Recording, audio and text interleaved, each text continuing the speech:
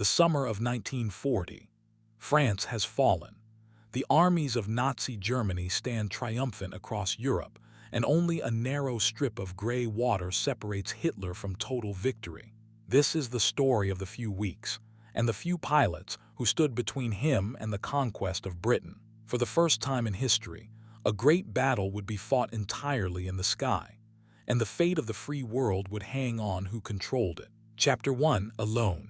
After the fall of France, Britain stood completely alone.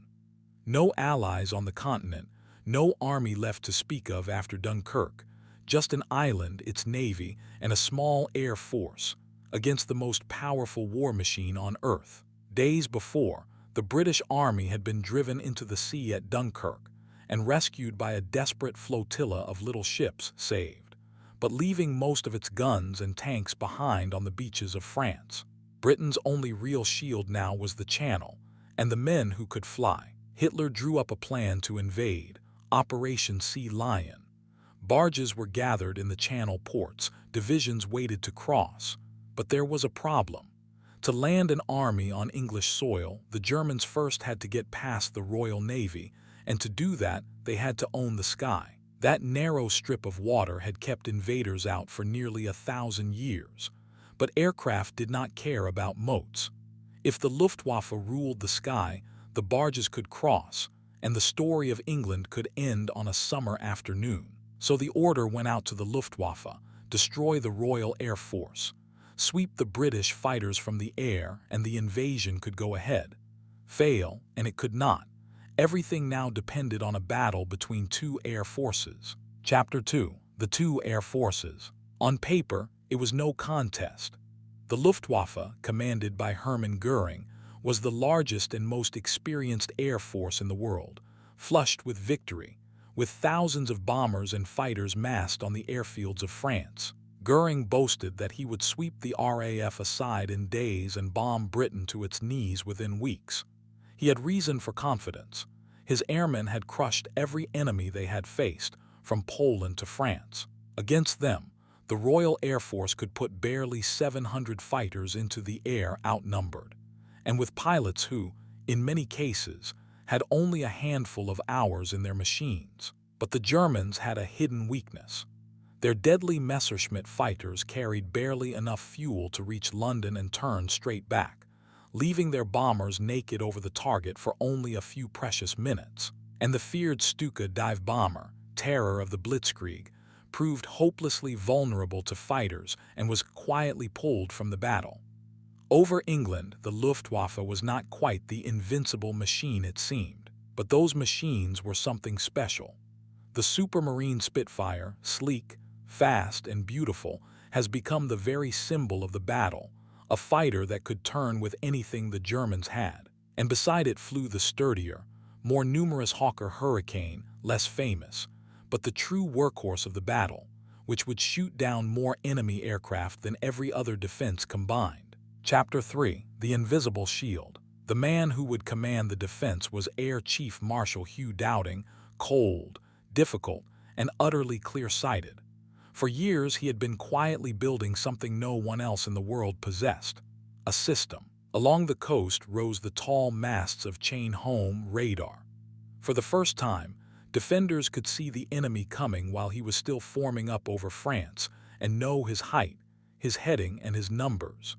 Deep underground, young women of the Air Force moved colored markers across huge map tables, tracking every raid as it built.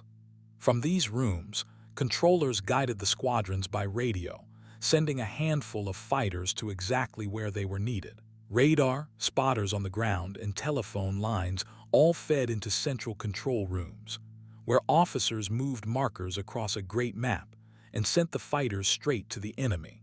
It was the world's first integrated air defense, and it let a small force fight as if it were far larger. The front line, defending London and the southeast, belonged to 11 Group, commanded by the cool New Zealander Keith Park, who fed his squadrons into the fight aircraft by aircraft, and never let them all be caught on the ground at once. Chapter 4. The battle begins. Through July, the Germans probed at the convoys in the Channel.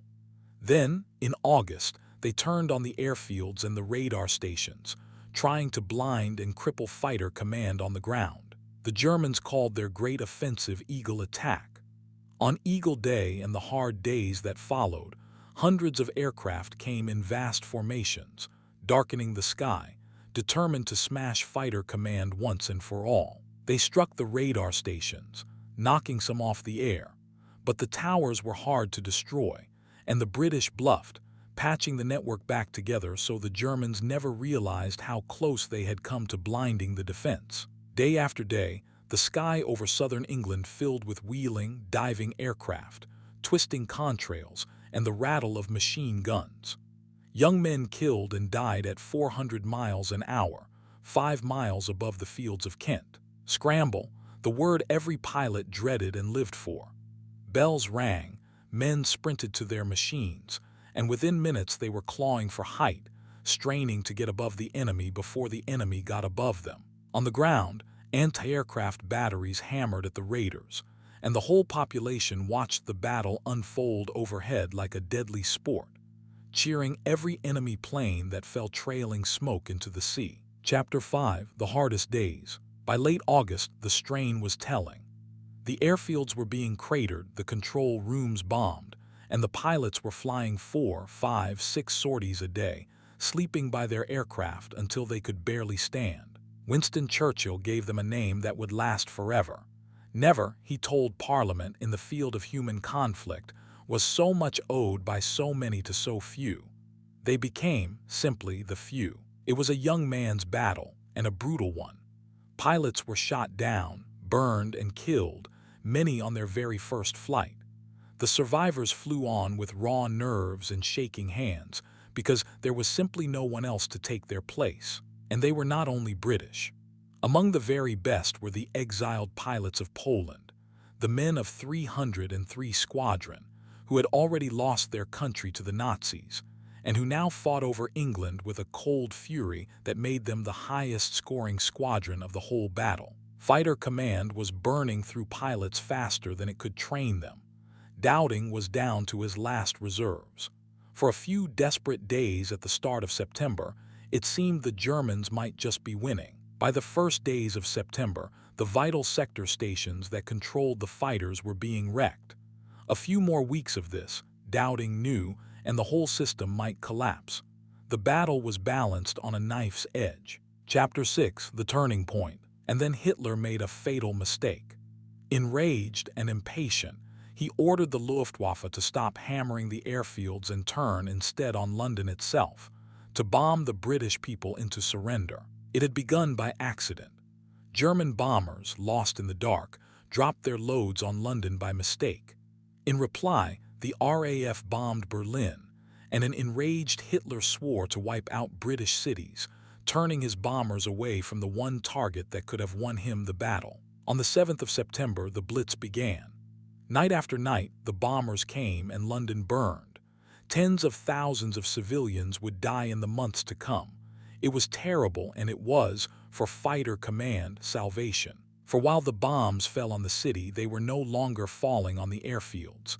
The pressure lifted. The battered squadrons caught their breath, repaired their runways, and rose again to meet the raiders. Down in the underground stations, families sheltered through the long nights, singing and sleeping as the city shook above them. By day they emerged into streets of rubble and broken glass, swept up and carried on. And the city did not break. Londoners slept in the underground, dug themselves out each morning, and went to work. Hitler had gambled that terror would shatter British will. Instead, it hardened it. Chapter 7: The 15th of September. On the 15th of September, the Luftwaffe launched its greatest daylight assault, certain that fighter command was all but finished. They expected to find the skies almost empty. Instead, wave after wave of British fighters rose to meet them. It was the climax of the whole battle, a vast, sprawling dogfight over southern England and the capital.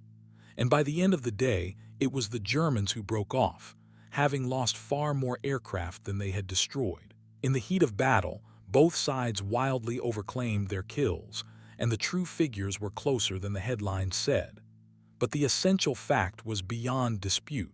The Luftwaffe could not break fighter command, and its losses could not go on. The Royal Air Force had not been swept from the sky. It was, if anything, stronger than the Germans had believed.